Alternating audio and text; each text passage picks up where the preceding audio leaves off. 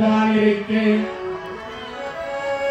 வாராதனை வளைத்து அர்ஜுனன் மாலைதானிட்டு கொண்டார் வடக்கிலே கடம்பவனை குங்கும வசந்தனை மதிரூப பாஞ்சாலியே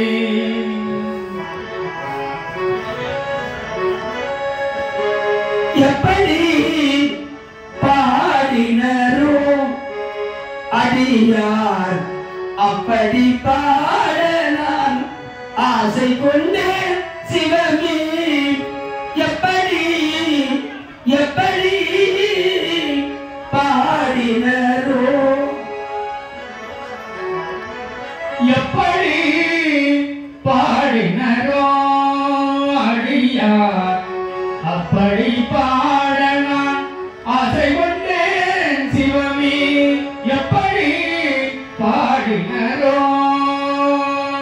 அப்பரும் சுந்தரரும் அருள்மணி வாசகரும் அப்பரும் சுந்தரரும் அருளை பிள்ளையும் அருமை தாயுமானாரும் அருள் ஜோதி வள்ளலும் எப்படி பாடினரோ அடியார் அப்படி பாடலாம் ஆசை கொண்டே சிவமே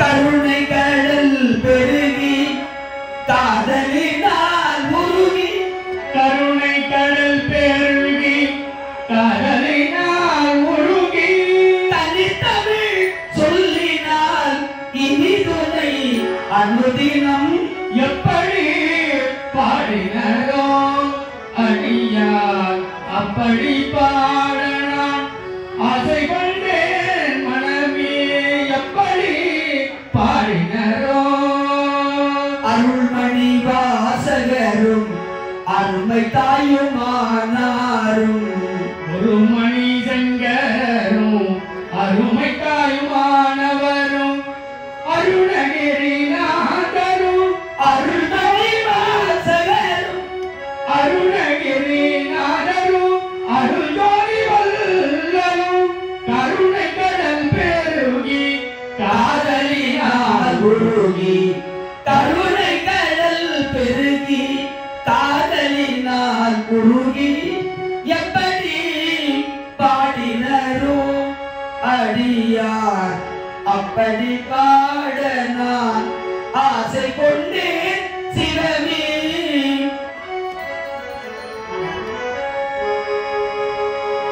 ஸ்ரீமத் ராதா ரமண கோவிந்தா கோவிந்தா லக்ஷ்மி வரத கோவிந்தா கோவிந்தா கோவிந்தா ரமண கோவிந்தா கோவிந்தா ஆச்சரிய வரத கோவிந்தா கோவிந்தா ஹர நம பார்வதி பதையே ஹர மகாதேவா வெற்றிவேல் முருகனுக்கு அரோகரா அருட்பெருஞ்சோதி அருட்பெருஞ்சோதி தனிப்பெருங்கருணை அருட்பெருஞ்சோதி எல்லாம் வல்ல ஞானமே வடிவமாய் திகழ்படியான வற்றாத தனிப்பெருங்கருணையுடைய வள்ளல் விநாயக பெருமான திருவள்ளுவரும் அங்கிங்க நாடப்படி எங்கும் நிறைந்திருக்கின்ற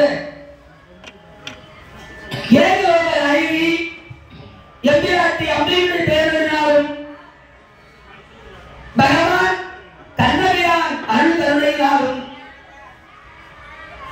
நினைத்தாலே புத்திரரும் திரு அண்ணாமலை விடுமுறை உண்ணாமலை அவருடைய பேரனாலும் ஆன்ம பெருமக்கள் சான்றோ பெருமக்கள் நிறைந்து வாழும் ஆண்மனை ஒருமைப்பாட்டு மையமுடைய ராணிப்பேட்டை மாவட்டம்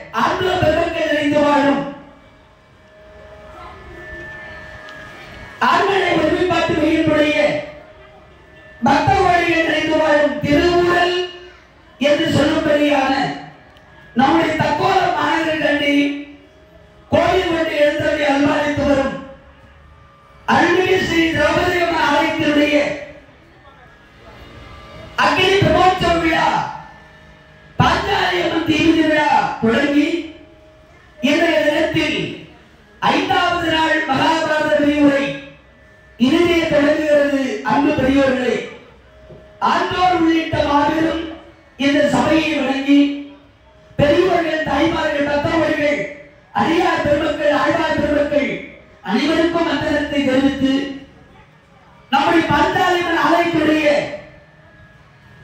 கோவில் தர்மகர்த்தா சமயம் கணாச்சாரி குமாரவர்க்கம் அஷேத்தார் ஆலயத்தின் அனைத்து காவலர்கள், அனைத்து உபயதார்கள் அனைவரையும் வணங்கி இன்று 5ஆம் நாள் உபயத்தை மிக சிறப்பாக செய்து கொண்டிருக்கின்ற அடியங்களுக்கு எனக்கு ஒரு பெரிய பாக்கியம். அம்பாள் அபிஷேகத்தை உடனிருந்து கண்ணால் பார்க்கிற ஒரு பாக்கியம். என்ன ஒரு 5 நிமிடம் காலதாமதமா வந்திருந்தா கூட அந்த அபிஷேகத்தை பார்த்திருக்க முடியாது. சரியான நேரத்துக்கு வரவழைச்சு சரியான நேரத்தில் அபிஷேகத்தை அம்பாள் என்று காண வைத்தார்.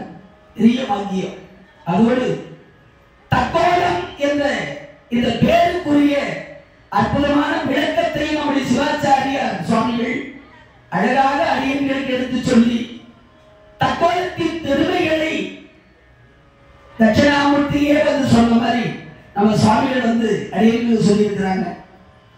அனைவருக்கும் நெஞ்சார்ந்த நன்றி தெரிவித்துக் கொண்டு நம்முடைய திரௌபதி அம்மன் ஆலயத்தின் 5ஆம் நாள் உபயத்தை மிக சிறப்பாக செய்து கொண்டிருக்கின்ற பாண்டவர் கௌரவர் பாரினில் தோற்றம். பாண்டவர் கௌரவர்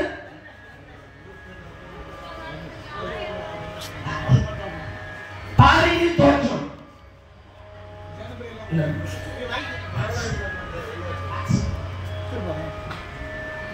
இந்த 5ஆம் நாள் விழாவை மிக சிறப்பாக செய்து கொண்டிருக்கின்ற வணக்கத்திற்கு மரியாதைக்குரிய திருவாளர் நம்முடைய தக்கோலம் கிராமஸ்தலம் சின்ன தெருவை சேர்ந்த திருவாளர் வையாபுரி முதலியார் அண்ட் சன்ஸ் குடும்பத்தின் சார்பாக வையாபுரி முதலியார் அண்ட் சன்ஸ் குடும்பத்தின் சார்பாக இன்று 5ஆம் நாள் உபயத்தை அம்மனுக்கு அபிஷேக ஆராதனைகள், அடியார்களுக்கு அன்னதானம் இவை அனைத்தையும் அழகாக பிரசாதங்களை வழங்கி சிறப்பித்து இன்று இரவு சுவாமி திருவீதி விழா அற்புதமாக நடைபெறும் என்பதை மகிழ்வோடு தெரிவித்துக் கொண்டு அடியங்கள் இன்றைய நிகழ்வில் நம்முடைய ஆலயத்தின் அர்ச்சகர், ஒளிவொலி அமைப்பாளர் மங்கள இசை அவர்கள் தவறாமல் மகாபாரத காவியத்தை கேட்க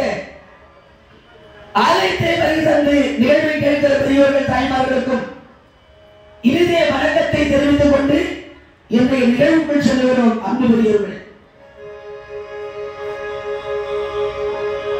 பரிச்சித்து மகனை ஜெயமே ஜெயா கேளும். நேற்றைய தினத்தில் அத்தினாபுரத்தின் அற்புத சிறப்புகளை பார்த்தோம்.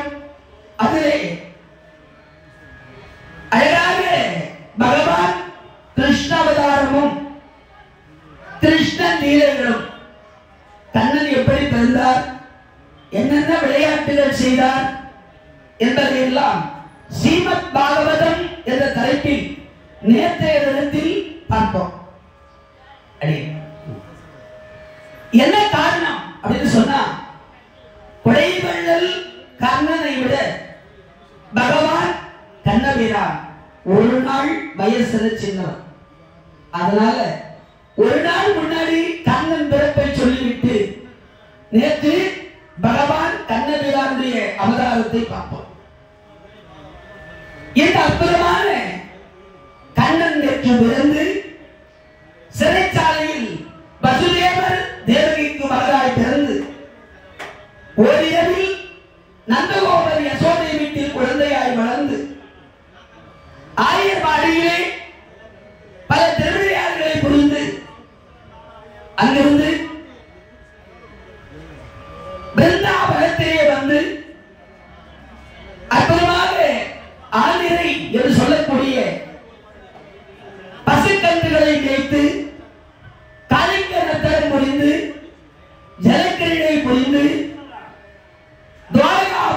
நகரில் சத்தியவதி சத்தியபாமா ருக்மணி திருக்கல்யாணம் முடிச்சு ஜராசந்தன் 18 முறை யுத்தத்துக்கு வந்து கொஞ்ச நாள் ஜராசந்தன் தொல்லை இல்லாம வாழவதற்காக கடல் மத்தியில் துவாரகாபுரி அமைத்து கண்ணன் தங்கினார் என்று நேற்று கதையை நிறைவு செய்தோம். பெரியவர்களே, நேற்றைய முந்தைய கதையில் பாரத கதையில் கண்ணன் பிறந்தார்.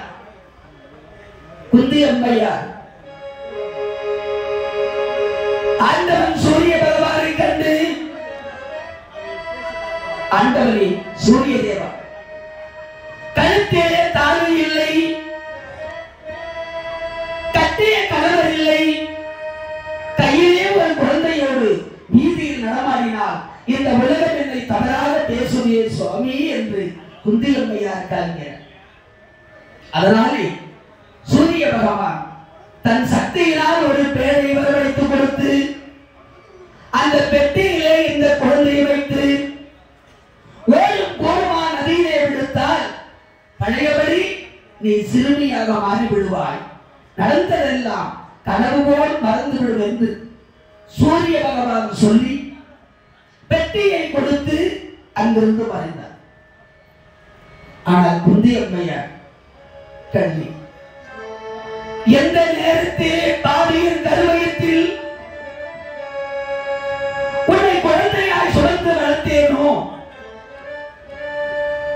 திறந்தவுடனே தாயை பிரியக்கூடிய அவல நிலை உனக்கு வந்ததே மகனே, ஊர் உலகத்துக்காக அஞ்சி யார் என்ன சொல்லுவார்களோ என்று பயந்து உன்னை ஆற்றிவிட நான் துணிகின்றேன். ஆனால் ராஜா, என் பிள்ளை வளர்க்க யார் என்ன சொல்லி என்ன பிரயோஜனம், நான் வளர்க்க அப்படின்னு வளர்க்கலாம்னு பார்த்தா உன்னை வளர்த்து ஆளாக்கி நீ வீதியிலே முன் சென்று மகனே பள்ளிக்கு போய்வாய் என்று முன்னனுப்பி பிரிந்து அழகு பார்க்கிற பொழுது நாட்டு மக்கள் உன்னை பார்த்தால் என்ன சொல்வார்கள், அங்கு போகிறானே அவன் தகப்பன் பேர் தெரியாதவன் என்று உன்னை எள்ளி நகையாடுவார்களே கண்டு.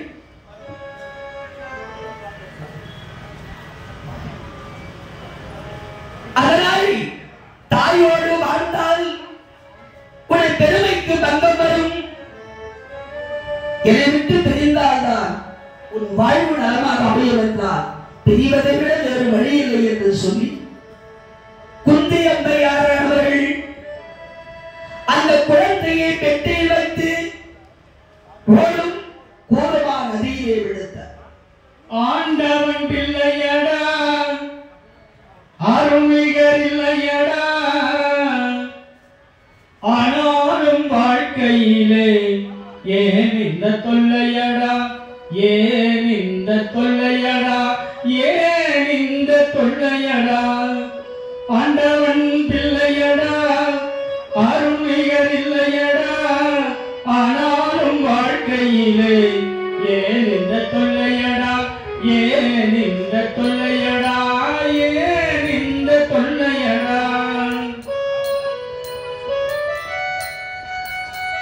தந்தைக்கும் வழி இல்லை, தாயாக்கும் தயவில்லை, தந்தைக்கும் வழி இல்லை, தாயாக்கும் தயவில்லை, அதோடு உன்னை விட தாய் மனசு துடிக்குதடா, நல்லவர்கள் வாழ்க்கையில நாலு துன்பம் நேருமடா.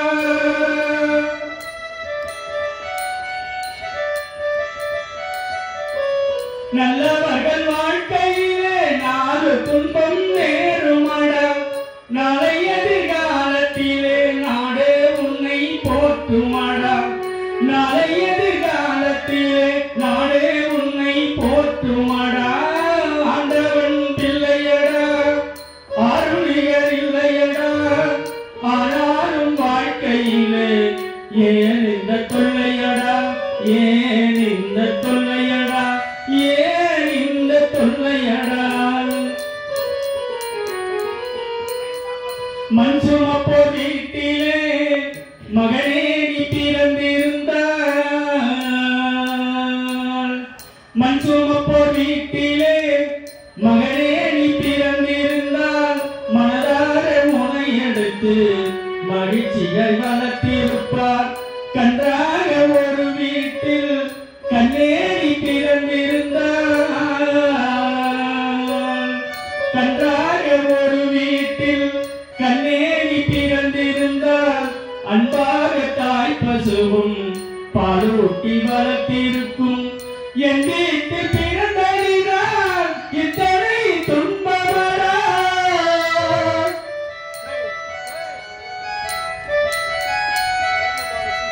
என் வீட்டில் பிறந்ததினால் இத்தனை துன்பமடா.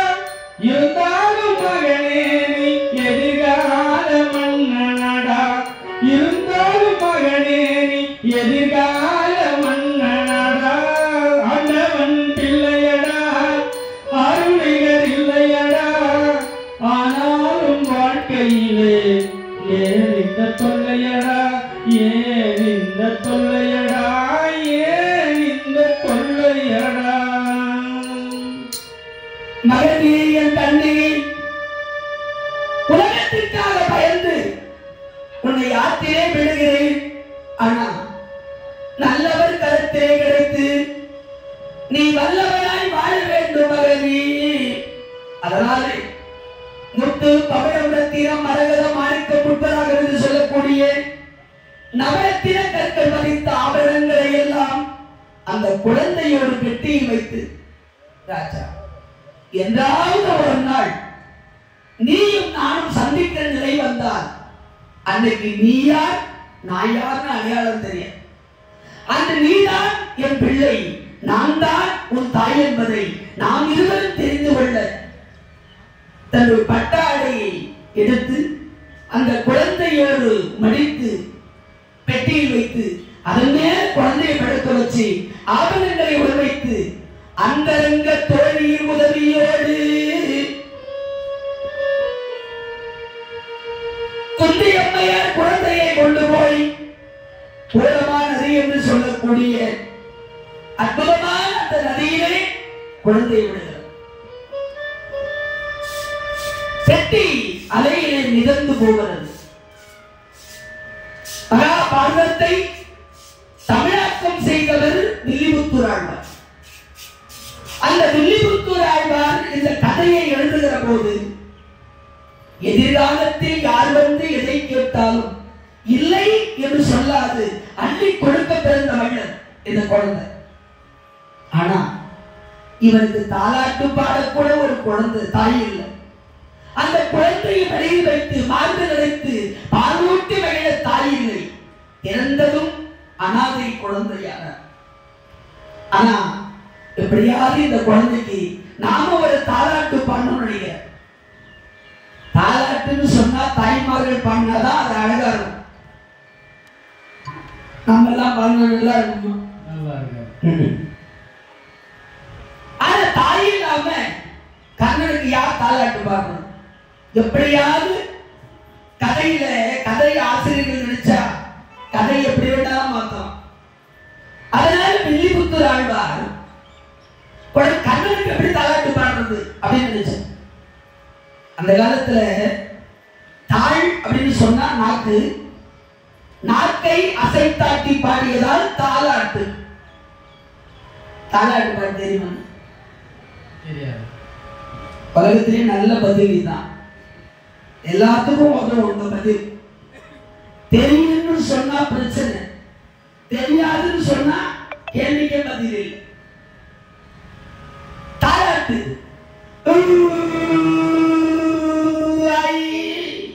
அதான் தாலாட்டு. அப்புறம் பார்த்துலாம். தாலாட்டுனா அதான். தொட்டில படுத்துற குழந்தைய போய் அப்படி அம்மா தோழியை பிடிச்சிட்டு குழந்தை கிட்ட அம்மா இன்னும் நாக்கு அசைக்குதேன்னு அது அப்படி தாயால் கற்றுக் கொடுத்து பேச தொடங்கினால யார் எந்த மொழி பேசினாலும் அது அவருக்கு தாய்மொழி. தந்தை மொழி இல்லை, தாய்மொழி. ஆனா குழந்தைகிட்ட போகும்போது தெய்வத்துக்கிட்ட எப்படி பயந்து நிற்போமோ அந்த மாதிரி குழந்தைகிட்ட இருக்கணும். காலையில தூங்கி எழுந்ததும் மூஞ்ச கழுவாத, பல்ல வளர்க்காத அந்த குழந்தை போய் தொட்டில பிடிச்சி இந்த பக்கம் தலையை விரிச்சு போட்டுக்கணும், கோட்டு வாய் வச்சுக்கணும். அது அலறி போய் அழ ஆரம்பிச்சு 2 நாளைக்கு அதை விபூதி போட்டு வேப்பலை அடிச்சு சரி பண்ணணும். குழந்தைகிட்ட பக்குவமா தெய்வத்துக்கிட்ட போற மாதிரி போனா அந்த குழந்தைகளுக்கு எந்த பிரச்சனையும் வராது. முக்கியமா குழந்தை அலறி எல்லாத்துக்கும் ஒரே வைத்தியம். தாய் கட்டி இருக்கிற புடவை முந்தானிய தண்ணீரை நினைச்சு கட்டிக்கிற புடவை நல்லா பிசைஞ்சிட்டு குழந்தை முகத்தை தொடச்சி விட்டுட்டு தாய் தன்னுடைய தனத்தை தொடச்சி பால் கொடுத்தோம்னா எந்த நோயா இருந்தாலும் எந்த பயந்து போயிருந்தாலும் குழந்தை சரியா போயிடும். தாய் முந்தானிக்கு அவ்வளவு அவசியம்.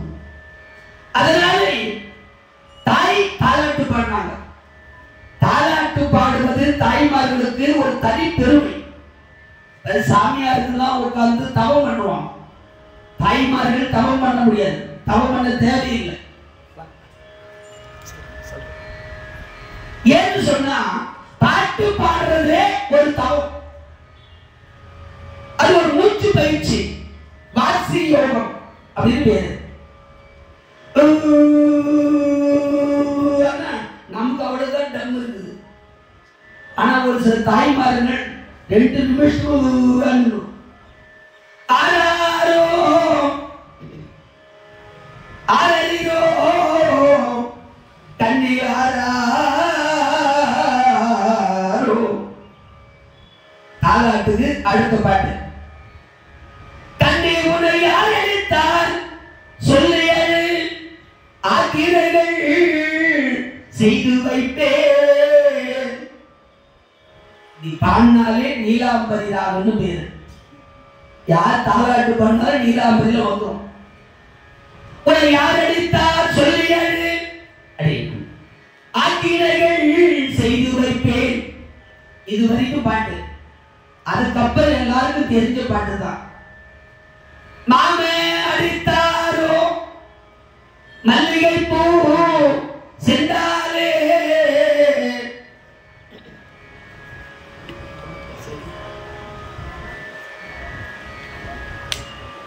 அத்தை அடித்தாரோ அரளிப்பூ சென்றாலே. இது பாட்டு எல்லாரும் தெரியும். ஆனா இந்த பாட்டுல ஒண்ணு கவனிக்கணும். மாமன் அடித்தாரோ, மாமா அவரு இல்லையா, அத்தை அடித்தாளோ அவ, இது அவரு அவ அவ. மாமா இந்த அம்மாவுக்கு அண்ணன் தம்பி, அத்தை அவங்க வீட்டுக்காருக்கு அக்கா தங்கச்சி. மாமா அடிச்சா மல்லிப்பூவால் அடிச்ச மாதிரி கண்ணு அழுவாத. ஆனா அவங்க அத்தை அடிச்சாலும் அரளிப்பூவால் அடிச்ச மாதிரி என்கிட்ட சொல்லு. அவள் என்னன்னு நான் கேட்கிறேன். நாத்தனாரு மாமியார் மாமனார் இதுல அப்பெல்லாம் பெண்கள் பேச முடியாது. வாழ வந்த மருமகள் போட்டதை சாப்பிட்டு கிடக்கணும். உட்கார்னா உட்கார்ந்து எழுந்திருந்தா எழுந்திருக்கணும். ஒரு காலம். அப்போ அப்ப மனசு இருக்கிற வேதனையை சொல்ல முடியாது. இந்த மாதிரி குழந்தை அழும்போது தாலாட்டுல பாடி சந்தோஷப்படுவாங்க. அவங்க அத்தை அத்தை அடித்தாலோ அரளிப்பூ சென்றால நீ சொல்லு நான் கேட்கிறேன் அப்படின்னு பாடிக்குவாங்க. அதே போல தாலாட்டு பாட நினைக்கிறார். நாம இந்த மாதிரி தாலாட்டு பாடணும். ஏன்னா எங்க அம்மா விட்டு செல்லும் வேற, உங்க அப்பனுக்கு அக்கா தங்கச்சி வேறன்னு பிரிச்சு வச்ச பாட்டு. அந்த பாட்டு யாரும் பாடாதீங்க குழந்தைகள். இந்த பாட்டு ஒரு பையனை கேட்ட, நம்ம வீட்டுல எண்ணிடா குழம்பு நல்லா இருக்கணும் சார். எங்க அம்மாவுக்கு அப்பா அம்மா வந்தா அருமையா இருக்கும். அப்பாவுக்கு அம்மா அன்னைக்கு மிஞ்சின பதார்த்தம் சாப்பிடலாம், ரசம். குழந்தைங்களுக்கு தெரியுது நம்ம வீட்டுல குடும்பத்தில் லட்சணம். அப்படித்தான் ஒரு ஐயா வயசானவர், வயசாகி போச்சுன்னா வராத நோய் வரும்.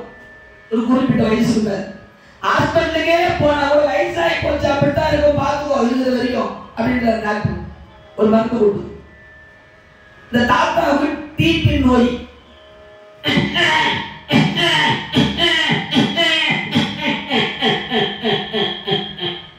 அப்படின்னா மருமக பார்த்தாயோ ஒண்ணு உங்க அப்பா இருக்கணும் இந்த வீட்டுல, இல்ல நான் இருக்கணும். என்ன அது இப்படியே இருமில் இருந்தா யார் ஏன் சாப்பிடுறது? அப்பா நாலு இருந்து ஒரு தட்டு வாங்கி கொடுத்துற வச்சுக்கிட்டு வெளியே உட்காந்தியோ, அங்கேயே சாப்பிட்டு அங்கேயே கழுவி அங்கேயே இரவாத்துல வச்சுக்கோ, உள்ள வந்துடாத. அப்ப எந்த திருத்தி விட்டுருவாவோ. சரிடா கண்டு இன்னைக்கு எனக்கு போய் பழுத்தோரை பார்த்து சிரிச்சுக்காத, நாளைக்கு உனக்கு வயசாகாதா? ஆனா அப்பா அப்படிலாம் நினைக்கல. பரவாயில்லடா கண்டு போடுறதோ சாப்பிடுறேன்.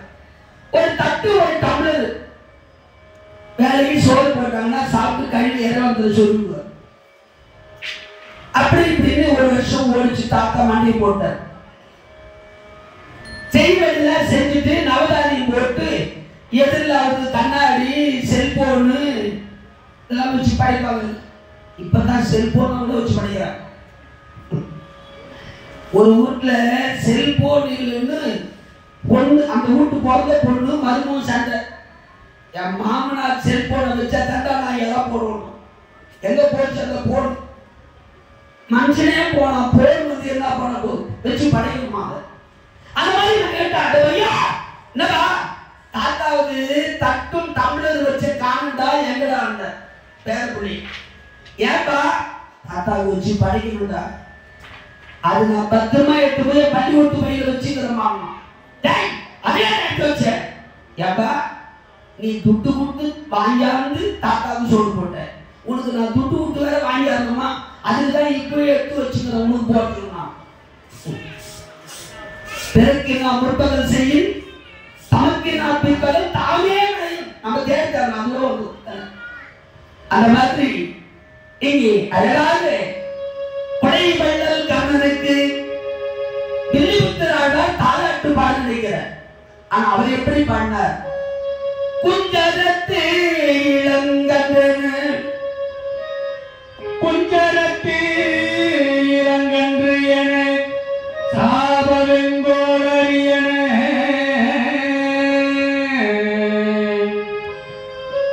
பைம்பொன் பஞ்சரத்திடை வருதிரு மதலையை பகீரதியனும் அன்னை அந்தரத்திரை கரங்களால் எடுத்து எடுத்து அசையவே தாராட்டி எடுத்து அசையவே தாலாட்டி வெஞ்சரச்சிலை சூரநாயகன் பரிமேவி வித்தனன்றே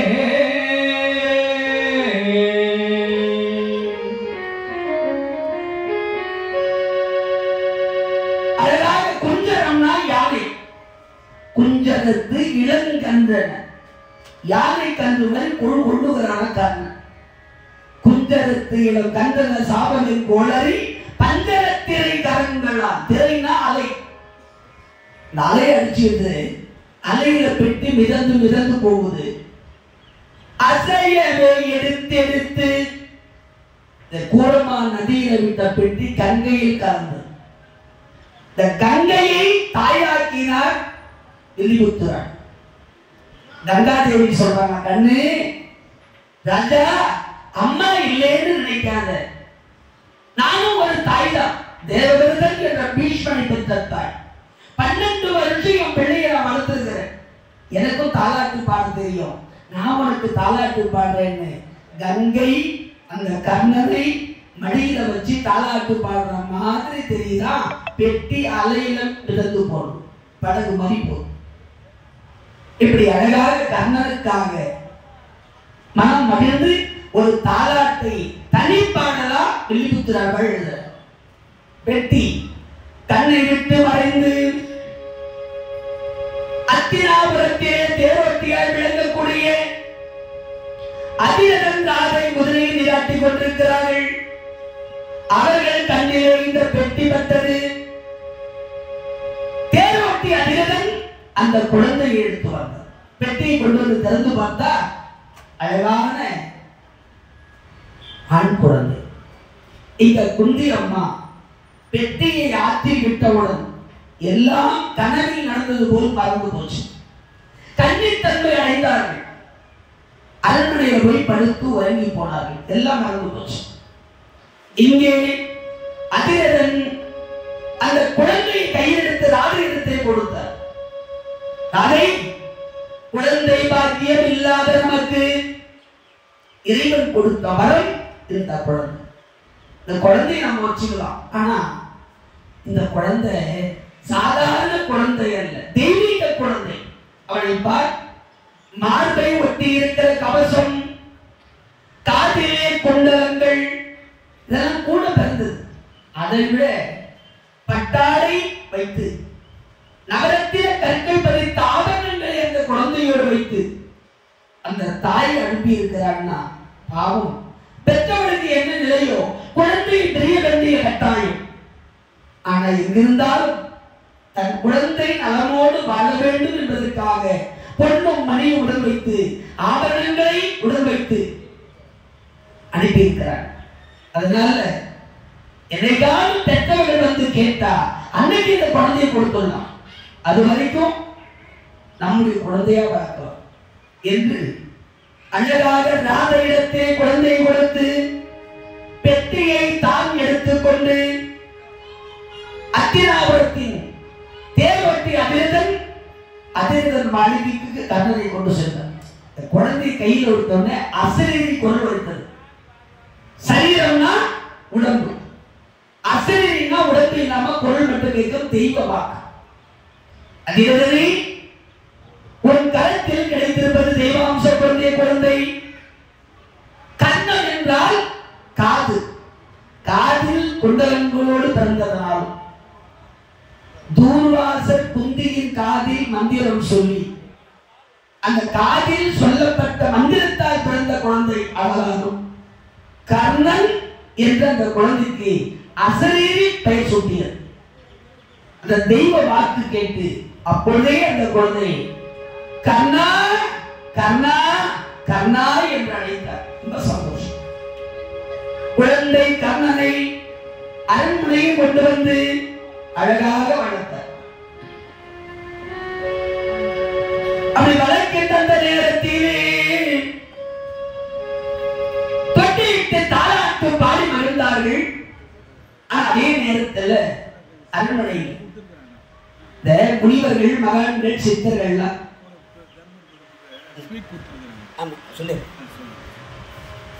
அன்பு பக்தவர்களே, நம்ம நேரத்தையே சொல்லி இருக்கிறோம். இன்று தர்மராஜா பிறப்பு, பாண்டவர்களும் கௌரவர்களும் 105 பேர். அதனால இன்னைக்கு தர்மர் பிறக்கும் போது வர்ற பக்தவர்கள் என கோயில்ல உபயதாரர்கள் எல்லாருக்கும் ஸ்வீட் வாங்கி கொடுத்துறாங்க. நீங்க வரவங்க யாராவது சாக்லேட்டோ உங்க கையில என்ன கிடைச்சதோ வாங்கிட்டு வாங்கன்னு, அப்படி ஏதாவது வாங்கிட்டு வந்திருந்தா இங்க கொண்டு வந்து சேர்த்தலாம். தர்மராஜா பிறக்கும் பொழுது ஆராதனை செய்து நம்ம எல்லாருக்கும் அதை வழங்கலாம் என்று கேட்டுக் கொள்கிறோம். அன்பு பக்தோடு அப்படி அழகான முறையில் ஒரு சாமியார் ஒருத்தர் வழி ஆறார். சிவாய நம சிவாய நம. அப்படி வர்ற வழியில தேரோட்டி வீட்டுக்கு ஆட்கள் எல்லாம் போய் வராங்க. ஐயா, எங்க போயிட்டு வர்றீங்க? சுவாமி, ஒன்றும் இல்ல, இந்த தேரோட்டி வீட்டுல ஒரு குழந்தை கிடைச்சது, தெய்வீக குழந்தை. என்ன தெய்வீகம்? மார்போடு ஒட்டிய கவசமும் காதில் குண்டலத்தோடு பிறந்த குழந்தை. அப்படியா? அந்த குழந்தையை பார்க்கறதுக்கு முனிவர் போன தொட்டில படுத்துக்கிற குழந்தை. கண்ணு ராஜா கர்ணா வாழ்ந்து கை நீட்டினார். இந்த குழந்தை பார்த்து ரொம்ப நேரமா சாமியார் கை நீட்டிக்கிறார். நம்ம கிட்ட ஏதோ கேட்கிறாரு போல நீட்டிய கரத்தை வெறுமனே விடக்கூடாது என்று சொல்லி தன் நெத்தி இந்த நெத்தி சுட்டியை கழட்டி சாமியார் கையில வச்சுதான். முனிவர் பார்த்தார், ஆஹா, தொட்டில் பழக்கம் சுடுகாடு மட்டும் பழமொழி. அங்கதான் அந்த பழமொழி வருது. தொட்டில் கொடுக்க ஆரம்பித்த கர்ண மகாராஜா குழந்தை உயிரை விடுகிற போதும் தானம் செய்துவிட்டு உயிரை விட்டார். அப்படி அழகாக வாங்கிய முனிவர் அழகா குழந்தையிலேயே பிறருக்கு கொடுக்கணும்னு ஒரு மனசு இருக்கே, இந்த பிள்ளை எதிர்காலத்தில் கொடை மண்டலாக தான பிரபுவாக பேரும் புகழோடு வாழ்வார்னு ஆசீர்வாதம் பண்ணார். பெரியவங்க ஆசீர்வாதம் குழந்தைங்களுக்கு அவசியம் வேணும். அதனாலதான் தீபாவளி, பொங்கல், நல்ல நாள், விசேஷம், பண்டிகைன்னு சொன்னா குழந்தைங்களை பெரியவங்க காலில் விழ சொல்லுவாங்க. தாத்தா வர நமஸ்காரம் பண்ணி, சித்தப்பா காலில் விழுந்து கும்பிடு, பெரியப்பா வணக்கம் சொல்லு. எதுக்கு? அவங்க கொடுத்தது 2 ரூபாய் தான். அந்த காலத்துல காலில் விழுந்தா 2 ரூபாய், இப்ப காலில் விழுந்தா 500 ரூபாய். காலை விட மாட்டேது உங்க பேர போனீங்க 50 100 கொடுத்தா தாத்தா என்ன 500 ரூபாய் உண்டு இல்ல. இப்பெல்லாம் 2 ரூபாய் 1 ரூபாய் போறது 500 ரூபாய் போட்டுங்க சேர்த்து வைக்கிறது கூட. அதனால அவங்க கொடுக்கிற பணத்துக்கு காலில் விழ, நல்ல நாளில் காலில் விழுந்தா அவங்க மனசார ஆசீர்வாதம் பண்ணா அந்த ஆசீர்வாதம் எதிர்காலத்தில் அந்த குழந்தைகளுக்கு நல்ல ஒரு அருளை மாறி வழங்கும். நவ கோள்கள் செய்யாததை கூட நம்ம பெரியவங்க ஆசீர்வாதம் நமக்கு கொடுக்கும். அதனால்தான் கொடுக்கணுங்கிற பழக்கத்தை குழந்தைங்களுக்கு சொல்லிக் கொடுக்க ஒரு விளையாட்டு. அந்த காலத்துல குழந்தைங்க கையை பிடிச்சிட்டு அழகா பருப்பு கண்ணு சோறு ஆக்கி அதுல கொட்டி அதுல பருப்பு கஞ்சி ஒன்னா போட்டு அதுல நெய்ய ஊத்தி கொஞ்சம் லேசா உப்பு போட்டு பிசைஞ்சு, இந்தா இது பாட்டிக்கு, இது தாத்தாவுக்கு, இது அப்பாவுக்கு, இது அம்மாவுக்கு, இது உனக்கு, எல்லாத்தையும் கொடுத்தாச்சு. எனக்கு மட்டும் அம்மா கொண்டு இல்ல மீதி இருக்கிறது மொத்தம் உனக்குதான் அப்படின்னு சட்டி காலியா போச்சு. அங்க ஒண்ணும் இல்லை. ஆனா ஐயோ நமக்கு இல்லையே எல்லாரும் கொடுத்துட்டோமேனு குழந்தை மறந்து கூடாதான். கொடுத்துட்டா அதோட அதை மறந்துட்டு சந்தோஷமா சிரிக்கிறதுதான் குழந்தைய சிரிக்க வைக்க. நண்டு வந்து, தேடு வந்து, பாம்பு வந்து கிச்சு போகணும். அது எல்லாத்தையும் மறந்து சிரிக்கும். கொடுக்கிற பழக்கத்தை குழந்தைங்களுக்கு சொல்லிக் கொடுக்கும். என்ன ஒரு சிலர்லாம் பார்த்தீங்கன்னா வீதியில சாமி திருவீதி விழா வருதுன்னா நாதஸ்வரம், தமிழ், பம்பை, பெரிய மேளம், தீபாராதனை, சாமியாரு, இவங்களுக்கெல்லாம் ஆளுக்கு 50 குரு கொடுப்போம் இல்லையா? அதை ஒரு சில குழந்தைங்க கையில கொடுப்பாங்க. இந்தா அவங்ககிட்ட கொடுக்கும். ஏன்னா நம்ம வீட்டுக்கு சாமி வரும்போது இத்தனை தொழிலாளி வராங்க, அவங்களுக்கு நம்மளால முடிஞ்சது. கொஞ்சம் பணக்காரங்க 500 100 200 கொடுத்தா நம்மளால முடிஞ்சது 10 20 கொடுக்கணும் இல்லையா? அதை குழந்தைங்க கையில கொடுப்பாங்க. கொடுக்கிற பழக்கத்தை கற்றுக் கொடுக்கும். அப்படி இந்த குழந்தை தொட்டில் இருக்கிற போது யாரும் சொல்லிக் கொடுக்கல, தானாவே பிறருக்கு கொடுக்க வேண்டும் என்ற மனதோடு வளர்ந்தவர் கர்ணன். கர்ணன் மன்றிட்டு தமிழும் வயசு கொண்டு போய் அரண்மனையை விட்டுட்டு ஒரு நாள் அதிரதன் தேரோட்ட போயிட்டார். குழந்தை விளையாடிட்டு கர்ணன். இந்த திருதராட்டின மகாராஜாவுக்கு சூரியனால் வந்த ஒரு சாபம். ஒரு களத்துல சாப்பாடு போட்டு வச்சா ஒரு பிடி அள்ளி சாப்பிடுவார். அடுத்த 2வது பிடிக்கு அந்த சாதத்தை தொட்டா புழுவா மாறிடும். இது சூரியனால் வந்த சாபம். அதனால 2 பேர் நிப்பா. அவர் சாப்பிடும்போது ஒருத்தர் சாதம் போட்டு வைப்பாரு, ஒரு பிடி அள்ளி சாப்பிட்டாங்கன்னா அந்த களத்தை எடுக்கிறதுக்கு ஒரு ஆளு, புதுசா வைக்கிறதுக்கு ஒரு ஆளு. ஆனா அன்னைக்கு திருதராட்டின சாப்பிட்டு இருக்கிறார்.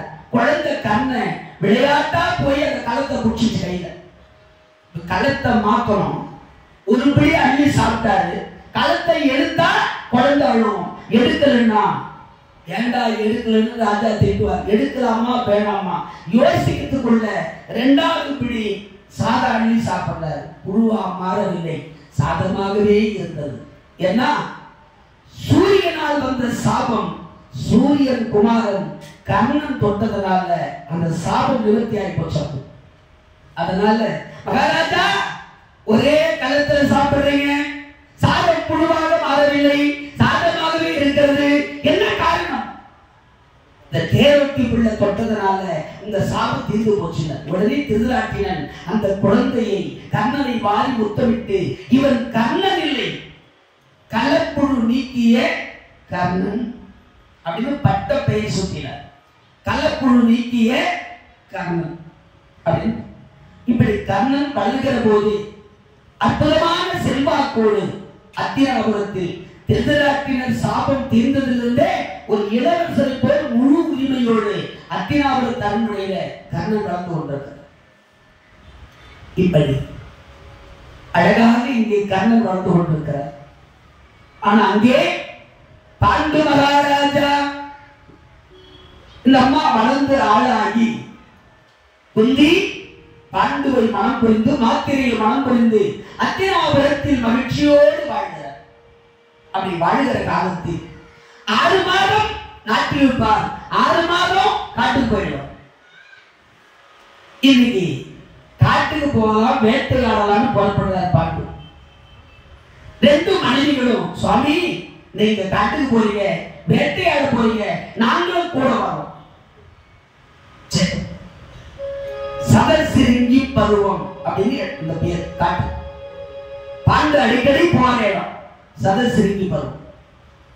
அந்த வேட்டையாட போகிற போது 2 மனைவி கூட அழைச்சிட்டு போன குந்தி மாத்தே போகிற இடத்திலே அழகாக ஒரு முனிவர் கிந்தமர் அப்படின்னு அந்த கிந்தமர் சதசிருங்கி பருவத்தில் வாழ்ந்தவர். அவருடைய மனைவியும் அவரும் மானாக வடிவம் எடுத்து மான் வடிவில் ஆண்மான் பெண்மானாக இருவரும் புணர்ச்சி செய்து கொண்டிருக்கிற அந்த நேரத்தில் பாண்டு அதை பார்த்தார். ஒரு ராஜா சேனாதிபதி எல்லா வித்தைகளும் தெரிந்தவர். ஆனா சமயத்துல எல்லாம் தெரிஞ்சிருந்தா கூட நம்ம புத்தி கெட்டுப்போம். ஏன்னா விதியின் விளையாட ஆரம்பிச்சுட்டா மதி வேலை செய்யாது. அப்ப பாண்டவருக்கு நேரம் கெட்டு போச்சு, விதி விளையாட ஆரம்பிச்சது. அதனால மதி வேலை செய்யல. குந்தி மாத்திர அதோ பாருங்க, ஆண்மானும் பெண்மானும் புணர்ச்சி செய்வதை பாருங்க. கொண்டாடி கூப்பிடுறாங்க. காட்டுறது அவர் பரவாயில்ல, இப்ப அந்த மானை அம்பு விட்டு நான் கொல்ல போகிறேன். அந்த அழகை பாருங்க. தேவையா எறும்புக்களை 84 லட்சம் ஜீவராசிகளுக்கும் காதல் காமம் உண்டு. ஆனா இதெல்லாம் எப்படி இருக்கணும், சவத்து கொள்ளுங்கிற மாதிரி இருக்கணும். ஆனா இது ஆடு மாடுகளுக்கு பொருந்தாது, காட்டில் வாழும் மிருகங்களுக்கு பொருந்தாது. ஆனா ஒரு மனுஷன் ஆறறிவு படைத்தவன் அதை கூப்பிட்டு காட்டுறான். அதை பாரு, காட்டியிருந்தாலும் பரவாயில்ல, அதை நான் கொல்ல போகிறேன் பாருங்க. அந்த ஆண்மானை அம்பு விட்டார் பாண்டு. ஆண்மான் மீது அந்த அம்பு பாய்ந்தது. உடனே கிந்தவர் முனிவர் வடிவம் பெற்றார். துடி துடிக்கிறார் அம்பு பட்டு. பாண்டு 2 மனைவிகள் உடனிருக்க புத்தி கெட்டு என் மனைவியோடு நான் புணர்ச்சி செய்கிற நேரத்தில் என்னை கொண்டு விட்டார். அதனால உனக்கு 2 மனைவிகள் இருந்தாலும் உன் மனைவிகளோடு நீ சேர்ந்தால் அந்த கணமே உனக்கு மரணம் வந்து சேரும் சாபம் கொடுத்தார். என் போல இன்பத்தை நீயும் இரத்தி என்ன அன்போடு இருந்தான் முதல் கெண்டமான பேரோ தன் போல் மணி நடுவுனை செந்தலில் எய்தி பின் போயினமின் பிணையான அப்பேரை காணோம். பின் போயினமின் பிணையான அப்பேரை காணோம். சொல்லும்போது ஸ்வீட் கூட சொல்லுங்க.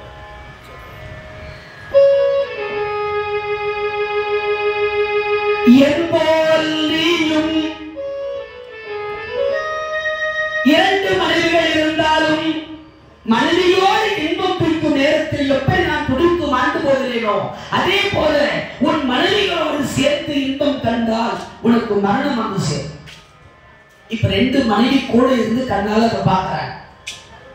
கணவனுக்கு வந்த சாபம் என்னன்னு தெரியும். இப்ப அவங்க ஆசைப்பட்டாலும் மனைவியோடு சேர முடியாது, மனைவிகள் ஆசைப்பட்டாலும் கணவனோடு இன்பம் காண முடியாது. ஏன்னா பாண்டுவுக்கு மரணம் வந்துவிடும். அதனால அந்த சடவி கிந்தவரும் அவர் மனைவியும் அங்கே உயிர் நீத்தார்கள். பாண்டு தன் விதி இதுதான் என்று தன்னைத்தானே தேற்றிக் கொண்டு காம கடலை நீக்கி ஆசை காதல் காமத்தை தள்ளி வைத்து தவக்கடலை ஏற்ற தவக்கடல். உடனே சாமியார் ஆயிட்டார், சன்னியாசம் போட்டார். அழகாக தாலி அணிந்து துளசி மாலை அணிந்து தவம் செய்ய ஆரம்பிச்சார். பாண்டு மகாராஜா கணவனுடைய நிலையை தெரிந்து குந்தியும் மாத்திரையும் கணவனுக்கு தினந்தோறும் ஜலம் கொண்டு கொடுக்கிறது, பூஜைக்கு மலர்கள் கொண்டு வந்து கொடுக்கிறது, தர்க்கபட்சம் கொடுக்கிறது, யாகத்துக்கு சமைத்துகள் கொண்டு வந்து கொடுக்கிறது, இப்படி பணிவிடை செய்தார்கள். அவ்வளவு கணவன் மனைவியா வாழ்ந்தாங்க. அவ்வளவு உடலால் இன்பம் கிடையாது. அப்படி வாழ்ந்த காலத்தில் பாண்டு இனி நாட்டுக்குள் வரமாட்டார், கிந்தமன் சாபம், குழந்தை பிறக்காது. ஆனா இப்போ காந்தாரிக்கு பெரிய ஆசை, நிறைய குழந்தைகளை பெற்றுக்கணும். என் குழந்தைங்க இந்த அத்தினாபுரத்தை ஆட்சி பண்ணணும் அப்படின்னு ஆசைப்பட்டார். வியாச பகவானை உள்ளத்திலே நினைத்து வேண்டி வணங்கிட வியாசர் வந்து காட்சி கொடுத்தார். மா காந்தாரி, எதுக்காக என்ன அழைச்ச? சுவாமி, எனக்கு 100 குழந்தைகள் பிறக்க வேணும், அந்த மாதிரி ஒரு வகை எனக்கு கொடுங்க. 100 குழந்தை. ஒரு காலத்துல 12 குழந்தை, 15 குழந்தை, 16 குழந்தை பெற்றாங்க. 16 செல்வங்களை பெற்று பெருவாழ்வு வாழணும்னா 16 பிள்ளைகளை பெற்று வாழ்ந்தாங்க. அந்த காலத்துல 2 தலைமுறைக்கு முன்னாடி கேட்டீங்கன்னா, நம்ம தாத்தா பாட்டி கேட்டா சொல்லுவாங்க, நான் 8வது, நான் 11வது. அதான் தப்பா. ஆனா என்ன ஒரு பிரச்சனைனா, எத்தனை குழந்தை பிறந்தாலும் எல்லாமே சுகப்பிரசவம், நார்மல் டெலிவரி. இப்பதாங்க அண்ணன் கூட துணி எடுத்து போனா தோய்ச்சால காய போட்டா அதுக்குள்ள பார்த்தா பிள்ளை பெற்றுட்டாங்கய்யா, ஆச்சரியமா சொல்லுவாங்க. சட்டி ஷாலி அறிவை இப்பதான் போட்டனா உடனே குழந்தை கொண்டு போச்சு. அப்படின்னா இடுப்பை வளைச்சி குனிஞ்சு பெருக்கணும். அந்த காலத்துல தொடப்பம் சின்னதா இருந்தது, குனிஞ்சு தான் பெருக்கணும். இப்ப குனியத்துக்கு நம்மளால முடியாது, நீட்டா தொடப்பம் வாங்கிக்கணும், நின்றுனே பெருகி போறோம். அதுவும் மாமியாருக்கு மருமகளுக்கு சண்டையா இருந்தா 2 பேரும் ஆளுக்கு ஒரு தொடப்ப வச்சு இந்த பக்கம் தள்ளுறது, அது அந்த பக்கம் தள்ளு, அதுக்கு ஒரு சண்டை. இல்லைன்னா முறை பிரிச்சுக்கிறாங்க, நீ 10 நாளைக்கு பிறகு நான் 10 நாளைக்கு ஒரே வீட்டுல. நான் சொன்னதுல எங்க ஊர் பக்கத்துல நீ யாரும் நினைச்சாரு இங்கே சொல்றேன். சரி சரி, இங்கெல்லாம் நம்ம மரும அப்படிதான் செய்வாங்க. அப்படியா? சரி சரி. அப்படி அழகாக சின்ன தொடப்பம் குடிஞ்சு பெருக்கினா இடுப்புக்கு வலிமை. அடுத்து மண்ணு தலை, அப்பெல்லாம் வீடு வாரத்தில் 2 நாள் 3 நாளாவது சாணம் போட்டு மொழிகி வீட்டை சுத்தமா வச்சுக்குவோம். சாணம் கிருமி நாசினி, பசு கோமியம் வாங்கி வாரத்தில் 2 நாளாவது வீட்டுக்கு தெளிப்பாங்க. எந்த தீய சக்திகளும் வீட்டில் அண்டாது, தீய ஜந்துகள் வீட்டுக்கு வராது. 2வது அரிசி மாவு கலந்த கோல மாவால கோலம் போட்டாங்க. அரிசி மாவு அரைச்சி கோல மாவோட கலந்து வச்சு போட்டாங்க. ஏன்னா ஒரு வீட்டுல வாழ வந்த மருமகள் ஒரு 4 பேருக்கு அன்னதானம் செய்தா அந்த குடும்பம் நல்லா இருக்கும். நவ கிரகங்களால் வரக்கூடிய தோஷங்கள் விலகும். இன்னைக்கு அன்னதானம் போடுறாங்கன்னா அவங்க பணம் வச்சுக்கிறன்னு போடல, இல்லைனாலும் கடன் வாங்கி அன்னதானம் போடுறாங்க. ஏன் தெரியுமா? எவ்வளவு பெரிய கிரகத்தின் தோஷங்கள் இருந்தாலும் சாப்பாடு 4 பேருக்கு யாரு போடுவாங்களோ அவங்களுக்கு இந்த தோஷங்கள் பெருசா பாதிக்க. இன்னைக்கு ஜாதகம் பார்க்கிறவங்கலாம் பரிகாரம் சொல்லும் போது அதான் சொல்லுவாங்க, ஒரு 4 கன்னி பெண்களுக்கு நல்ல மஞ்சள் குங்குமம் ஜாக்கெட் பிடித்து வச்சு கொடுங்க, நல்லது நடக்கும். 10 பேருக்கு சோறு வாங்கி போடுங்க. ஒரு பழமொழி ஒன்று சொல்லுவாங்க, முழு பூசணிக்காய சோத்தல மறைச்ச கதைன்னு ஒரு பழமொழி.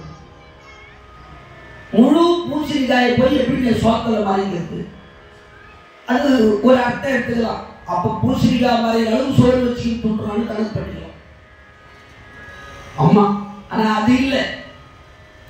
ஒரு பெருத்தலுக்காரர் ஒருத்தர் இருந்தார் எங்க ஊர்ல. அந்த பெருத்தலுக்காரர் நல்ல மனுஷன், நல்லா தீர்ப்பு பண்ணுவார், நல்லா திருவிழா பண்ணுவார், நல்ல மனுஷன்.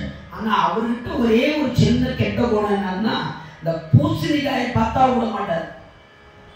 யாரு விட்டு தோட்டத்துல பூசணிக்காய் பார்த்தாலும் அறுத்து அக்கல் வச்சுடுவார். அப்படியே வச்சு கண்டுபிடிச்சிருவாங்க. மேல துண்ட பூசணிக்காய் மேல போட்டு யாரா வராங்களா இல்ல தப்புன்னு அறுத்து துண்ட அப்படியே வச்சு இல்லையா. ரொம்ப நாளா பூசணிக்காய் ஊர்ல காணாம போகுது. யாரா திருடுறாங்க? பெண்கள் சும்மா இருப்பாங்களா? கஷ்டப்பட்டு தண்ணி ஊத்தி வளர்த்து விட்டா எவ்வளவு தெரியல பாவி என் பூசணிக்காய் அர்த்தம் காடு. கட்சியில பார்த்தா ஒரு அம்மா இப்படியாவது கண்டுபிடிக்கணும், அம்மா துண்டு பூசணிக்காய் பிஞ்சு விட்ட நாள் பார்த்துருந்தாரு.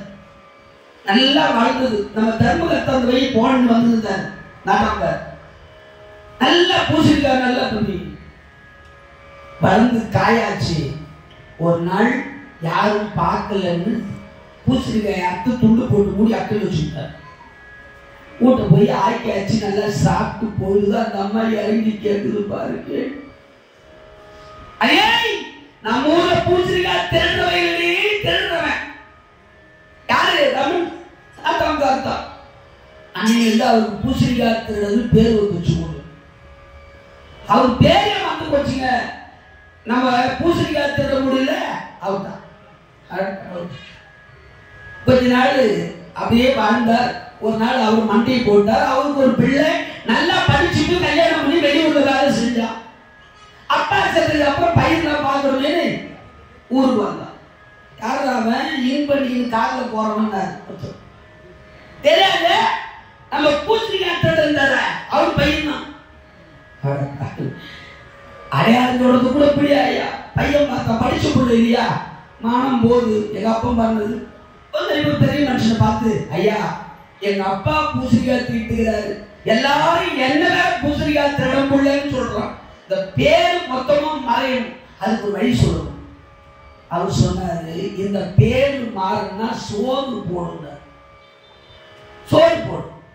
அவன் ஒரு 5 பேர் 10 பேருக்கு தினம் சோறு போடணும். அப்புறம் அதுவே 50 பேர் 100 பேர் சாப்பிட்ற அளவுக்கு அன்னதான கூடம் ஆகி போச்சு. நிறைய எல்லாருக்கும் சாப்பாடு போட்டான்.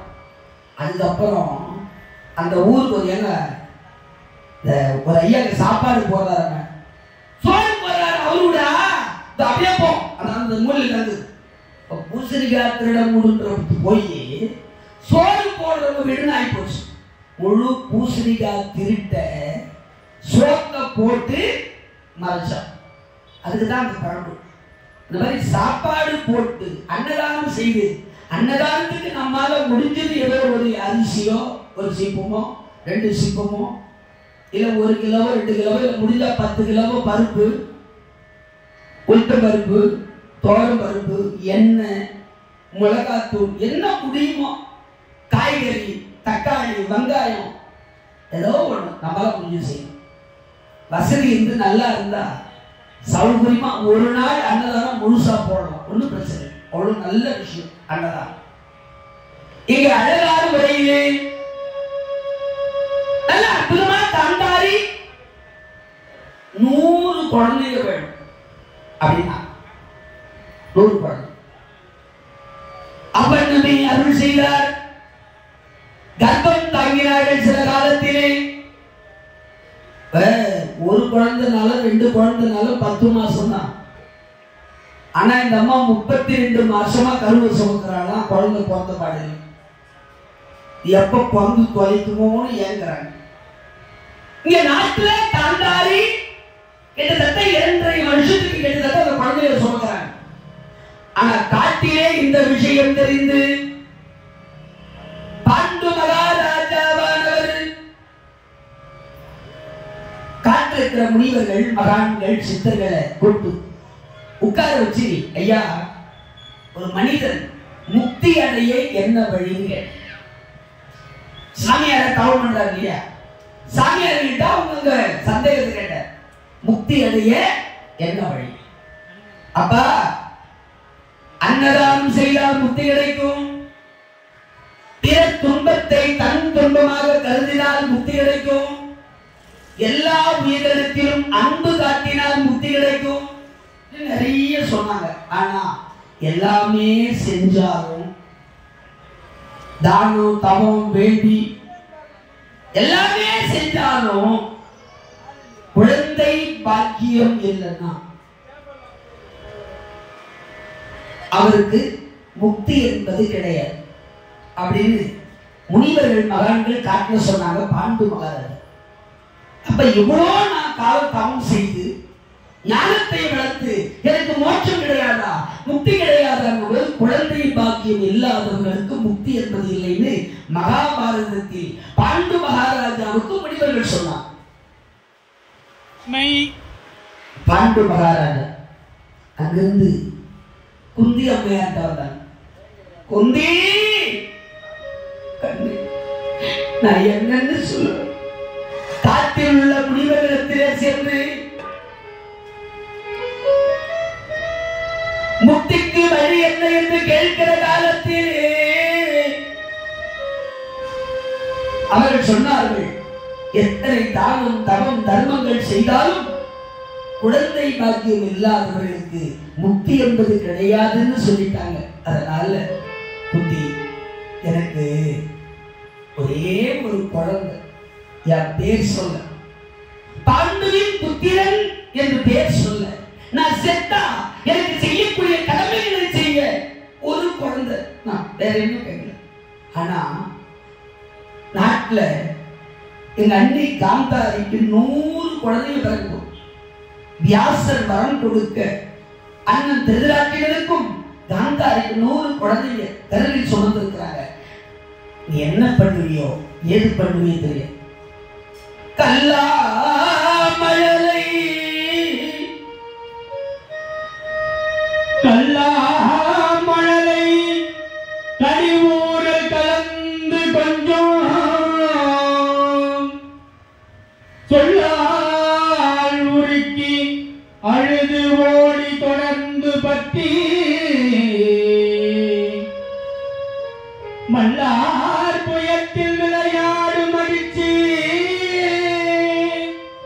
மைந்தர் இல்லாதவர்க்கு மனைவாழ்வில் இனிமை என்ன, மைந்தர் இல்லாதவர்க்கு மனைவாழ்வில் இனிமை என்ன.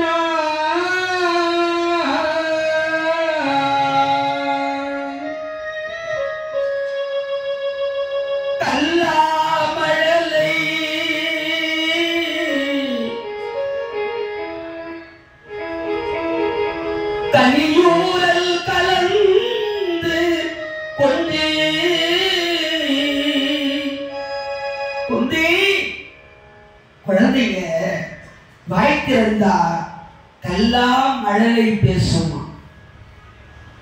அது எப்படி இருக்குன்னு நான் கேட்டது இல்லை. அதை கேட்கிற பாக்கியம் கிடைக்காதா?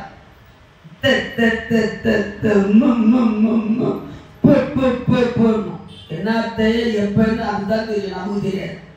என்னவோ அது வாயில வந்து பேசும். கொஞ்சம் பேச ஆரம்பிச்சுட்டா, தாத்தா மாமா இல்ல நாளைக்கு வந்து போச்சு. நாளைக்கு நடக்க போறது, வந்து போச்சுங்கிறது முடிஞ்சு போனது. கடந்த காலத்தையும் எதிர்காலத்தையும் அப்படி ஒன்னா சேர்த்து நிகழ்காலத்தையும் பேசும். இது யாரும் கற்றுக் கொடுத்து வர்றதில்லை. அது மனசுல என்ன தோணுதோ அதை பேசும். அதுக்கு கல்லா மழலைன்னு பேர் வைக்கிறார். கல்லா மழலை கனியூரல் கலந்து கொஞ்சி சொல்லால் உருக்கி அழுது ஓடி தொடர்ந்து பற்றி கனியூரல் கொஞ்சி. கனியூரல்னா மா பலா வாழை. இந்த 3 கனிகளும் உணவுக்கு முக்கணி சுவை விருந்துன்னு சொல்லுவோம். தனித்தனியா அவ்வளவு சுவை உடையது மா பலா வாழை. ஆனா அதையே தேன்ல நனைச்சு சாப்பிட்டா எப்படி இருக்கும்? வெறும் பழம் சாப்பிட்டாலே ருசிக்கும். அதையே தேனில் நனைத்து சாப்பிட்டா எப்படி ருசிக்குமோ அப்படி ஒரு சுவை தருமாம் குழந்தைகளுடைய எச்சில் சாதம். தட்டு நிறைய சோறு போட்டு வச்சா இந்த மாமன் தாய் மாமன் தங்கச்சி வீட்டுக்கு போகலான்னு வருவார். கூடுமான வரைக்கும் குழந்தைங்க இருக்கிற வீட்டுக்கு வெறுங்கையோட போகக்கூடாது. அன்னைக்கு பிஸ்கெட் பாக்கிட்டாவது வாங்கி போகணும். அதே மாதிரி மற்ற கோயிலுக்கு வேணா கூட கை வீசிட்டு வா. கோயிலுக்கு சும்மா போகக்கூடாது, அது ஒரு விஷயம். மற்ற கோயிலுக்கு கூட போயிடலாம். அந்த பிள்ளையார் கோயிலுக்கு போகும்போது சும்மா போகக்கூடாது. அவர் கோபம் ஏதாவது ஒரு வெள்ளை கட்டி கூட நம்ம துண்டு வீட்டுல இருந்து புட்டு போய் அவர்கிட்ட வச்சிருக்கோம்.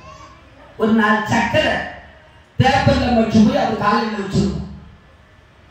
சும்மா ஒரு பேச்சு ஏதோ ஒன்று வெறும் கையில் போகக்கூடாது. அந்த மாமன் தாய் மாமன் ஒருத்தர் அழகா வந்தார்.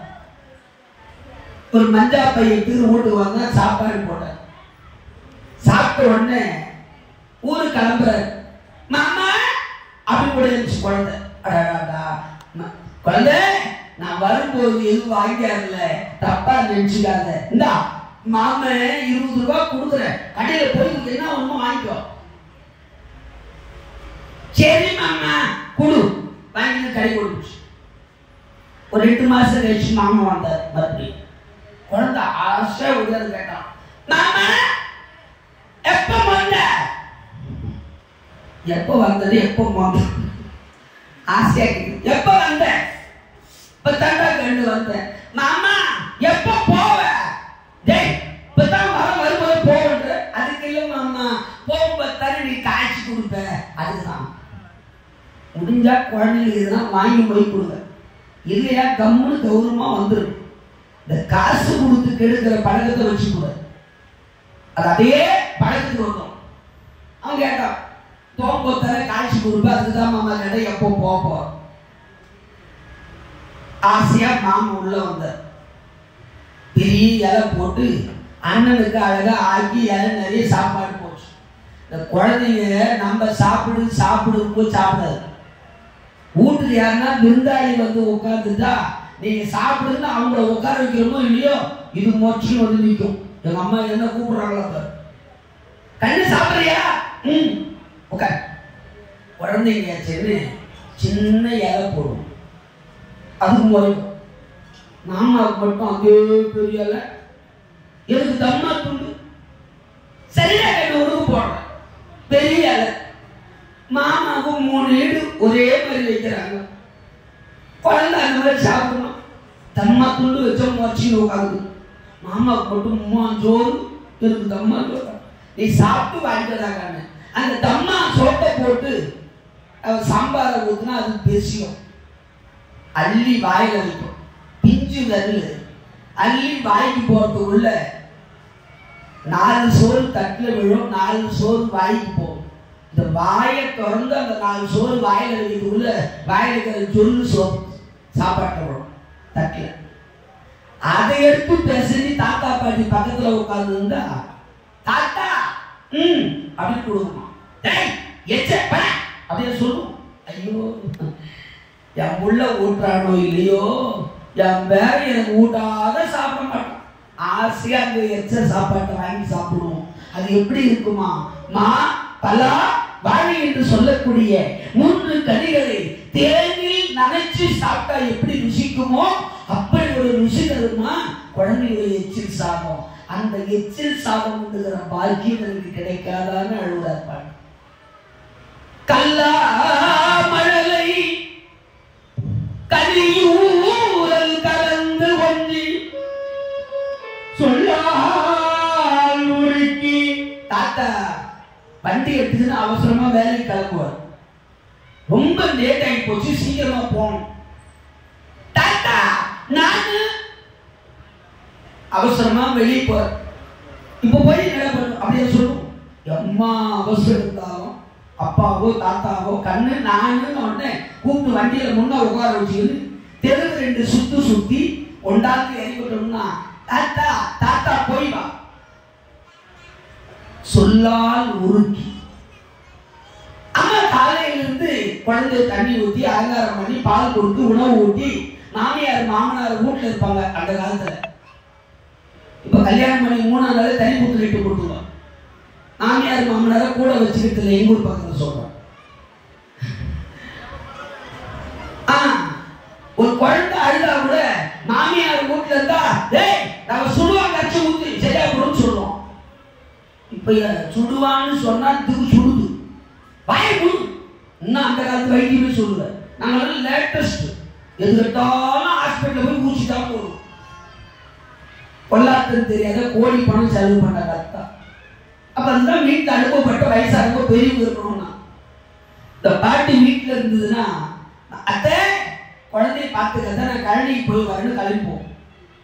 தாத்தா பாட்டி வீட்டுல பொத்தி பொத்தி வளர்ந்து பாட்டு பாடி காது சொல்லி வளர்ப்பாங்க. ஆனா அது என்ன பண்ணணும், எட்டி எட்டி வாசித்து பார்க்கணும். இன்னும் எங்க அம்மா வரலையே, இன்னும் எங்க அம்மா வரலையே. அம்மா கழனிக்கு போய் வீட்டுக்கு வந்துட்டா போதும். தாத்தாவாவது பாட்டியாவது விட்டுட்டு கடகடகடன்னு ஓடி போய் அம்மாவை கட்டி பிடிச்சுன்னு அந்த மடியில விழுந்து பிறந்தாதான் அதுக்கு நிம்மதி. இப்ப தாத்தா பாட்டி சொல்லுவாங்க, பத்தியா என்ன தான் பொத்தி பொத்தி வாழ்த்தா கூட எங்க போகுது பத்தியா இல்லையா? அது ஒரு இயக்கம். அந்த மாதிரி குழந்தைகள் ஓடி வந்து என் மேல விழுந்து என் மடியில் விழுந்து என்னை முத்தமிட்டு என் தோளை கட்டி கொண்டு அழுகிற அந்த பாக்கியம் எனக்கு கிடைக்காதா குந்தி? சொல்லால் உருக்கி சொல்லால் உருக்கி அழுது ஓடி தொடர்ந்து பத்தி மல்லார் புயத்தில் விளையாடும் மகிழ்ச்சி மைந்தரில்லாதவர்க்கு மனை வாழ்வில் இனிமை என்ன? மைந்தரில்லாதவர்க்கு மனை வாழ்வில் இனிமை.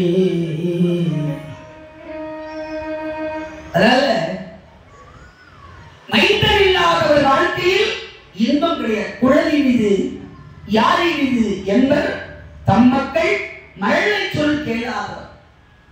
குழந்தை சொல்லு குழந்தைகளுடைய மொழியை கேட்காதவதான் புல்லாங்குழல் அருமையா வாய்ச்சார், நாதஸ்வரம் அற்புதமா வாய்ச்சார். அதை விட இனிமையானது குழந்தைகள் பேசுகிறாங்க இனிய மொழி அப்படின்னு சொல்ற.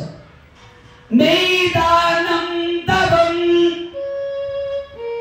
மெய்தானம் வன்மை விரதம் தழல் வேள்வி நாளும் செய்தாலும் ஞானத்தவனற்கதி சென்று சேர மைதாள் கலைஞன் மகவின் முகம் மண்ணு பார்வையைதாது ஒளியின் பெருமின்பம் இவனும் இல்லை. நீ தானம் தவம் என்ன செய்தாலும் குழந்தை பாக்கியம் இல்லைன்னா மோட்சம் முக்தி இல்லைன்னு சொல்லிட்டாங்க. புத்தி நான் சொல்றேன் தப்பா நினைக்காது.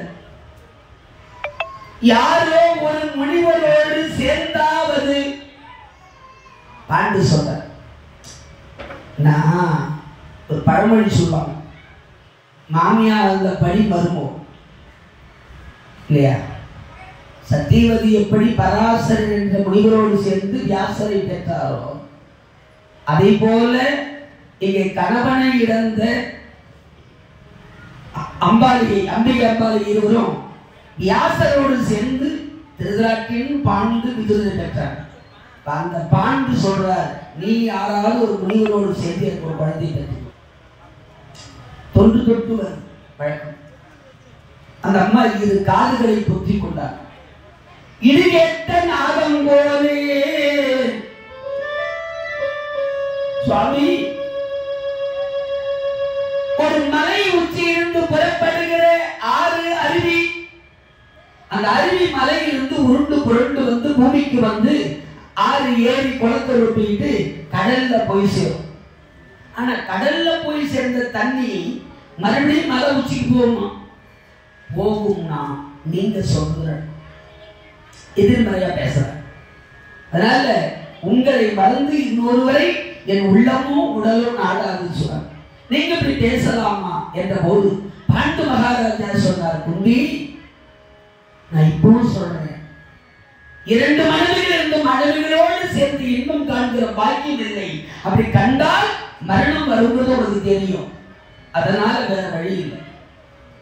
யாரோ ஒருவரோடு சேர்ந்து ஒரு குழந்தையை பெற்றுக் கொடுங்க, பாண்டுவின் புதல்வன் சொல்லணும். அப்படி இல்லைன்னா இதுக்கு வேறு என்ன வழி நீ சொல்லு, நான் ஏற்றுக்கிறேன், எது வந்தாலும் பாரு. அப்ப குந்தியம்மா சொன்னாங்க, சுவாமி நான் ஒரு விஷயம் சொல்றேன், தப்பா நினைக்கூடாது. நான் சின்ன வயசுல தூர்வாச முனிவருக்கு ஓராண்டு காலம் தொண்டு செய்தேன்.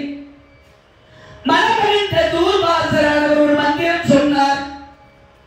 அந்த மந்திரத்தை பயன்படுத்தி தேவர்களை வரவழைத்து, நல்லா புரிஞ்சுக்கணும் நம்ம வார்த்தையை, 5 முறை பயன்படுத்தலாம் அப்படின்றதெல்லாம் சொல்லல. மந்திரம் சொன்னார். அந்த மந்திரத்தை பயன்படுத்தி மந்திரத்தின் மூலம் யாரை நினைத்து மந்திரம் சொல்றோமோ அவங்க வருவாங்க, அவர்கள் அருளால் எனக்கு குழந்தை அப்படின்னு. இதை கேட்ட உடனே கண்ணிறந்த ஒருவன் உலகில் கண் பார்வை பெற்றால் எப்படி மகிழ்வானோ அப்படி என்போல் இந்த உலகத்திலே தவம் செய்தார், பாக்கியம் செய்தார், எவரும் இல்லை என்று அவ்வளவு சந்தோஷப்பட்டாராம். புத்தி அப்படின்னா சீக்கிரம் உடனே அந்த மந்திரத்தை சொல்லு.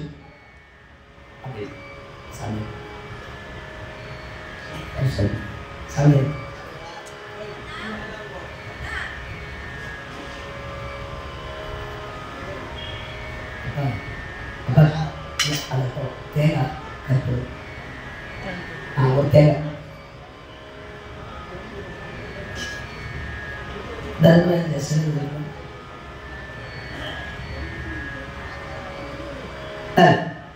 இங்கே அழகாக அப்படியான மந்திரத்தை உடனே சொல்லுங்கள். அப்ப குந்தி அம்மையார் ஏற்கனவே ஒரு மந்திரத்தை பயன்படுத்தி சூரியனை வரவழைத்து ஒரு குழந்தையை பெற்றதை பத்தி அவங்க சொல்லல, அது நினைவிலும் இல்லை. அதனால மந்திரம் சொன்னா யாரை கூப்பிடுறோம் அவங்க வருவாங்க, அவர்களுக்கு ஒரு குழந்தை பெறலாம். உடனே அந்த மந்திரத்தை சொல்லுகிறார். தர்மராஜா சிலர் தர்மராஜா வெளியே வெளியே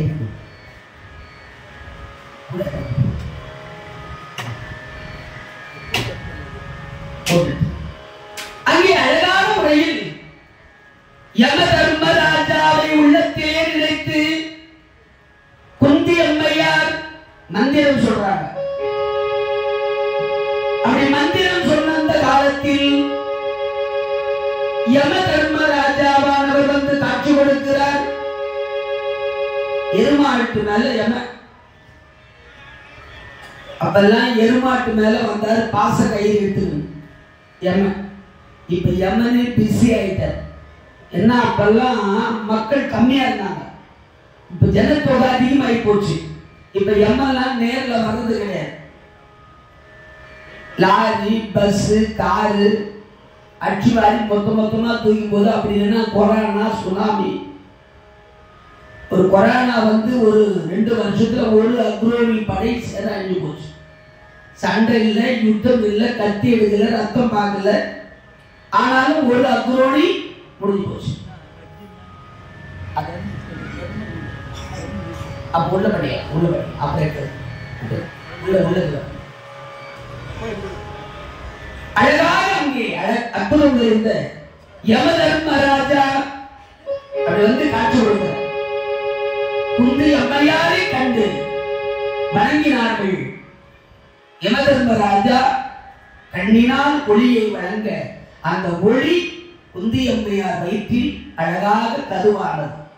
ரிஷி தேவர்கள் தேவ சங்கல்பம், தேவ சங்கல்பத்தினால் கருவாகிற குழந்தையும் உடனே பிறந்தோம். 1.5 மணி நேரம் 3.25 நாழிகையில குந்தி அம்மையார்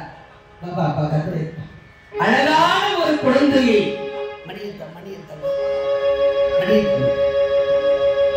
அழகான ஒரு குழந்தையை அங்கே குந்தி அம்மையார் மணி வைத்து யுதிஷ்டிரன் என்று சொல்லக்கூடிய தர்மராஜா சிவா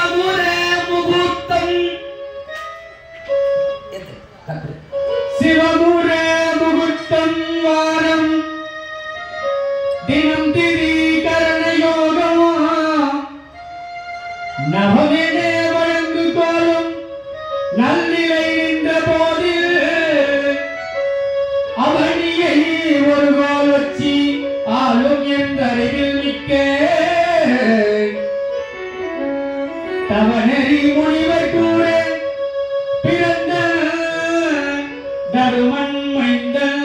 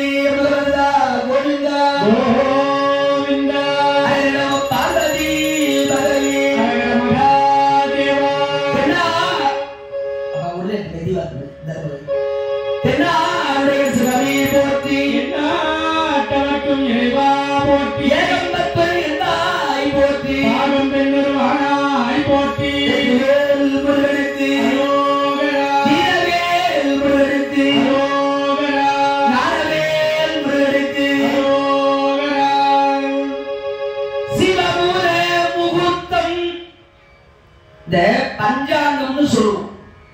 பஞ்சம்னா 5. அதுல நாள், திதி, கரணம், யோகம், நட்சத்திரம், இது 5 சேர்ந்ததுதான் பஞ்சாங்கம். நாள், திதி, கரணம், யோகம், நட்சத்திரம்.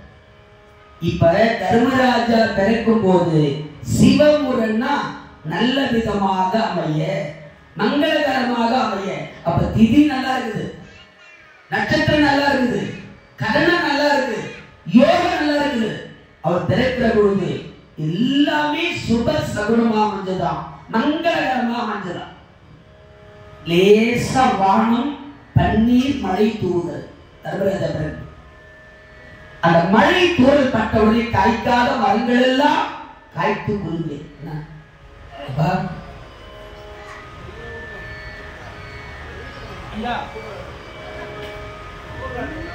அந்த ஸ்வீட் கொடுத்தாங்களா, ஸ்வீட் ஒரு தர்ம சாமி இலை போட்டு படைச்சிட்டேன். அதை வச்சுக்கோங்க. சாக்லேட் சாக்லேட் சாக்லேட் வச்சுட்டு அதை அப்படியே வச்சு அதை வந்து படைச்சி எடுத்துறேன். படைச்சி எடுத்தது ஸ்வீட் எல்லாமே.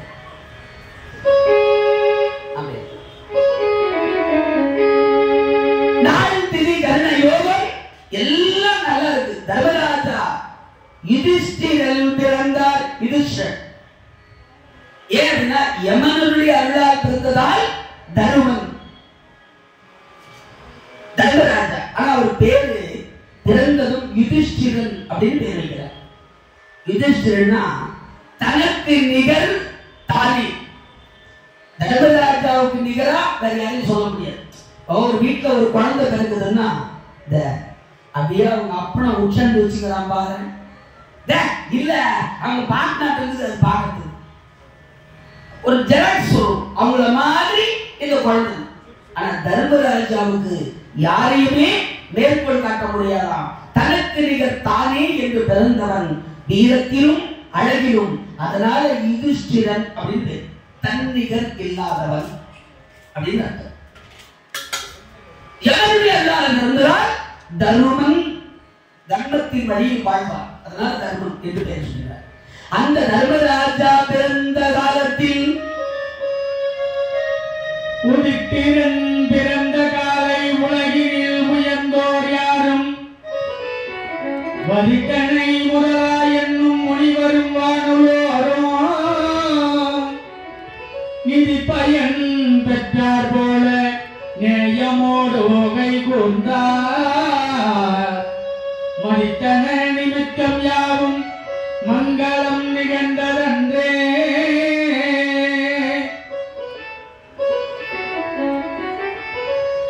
யுதிஷ்டிரன் பிறந்த காலை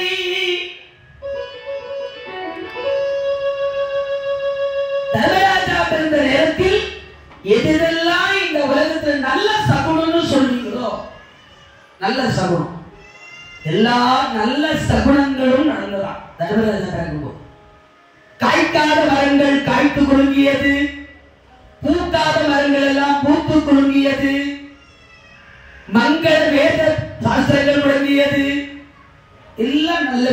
இது தர்மராஜா பிறகு. இந்த அற்புதமான தர்மராஜா பிறந்த இனிய வேளையில்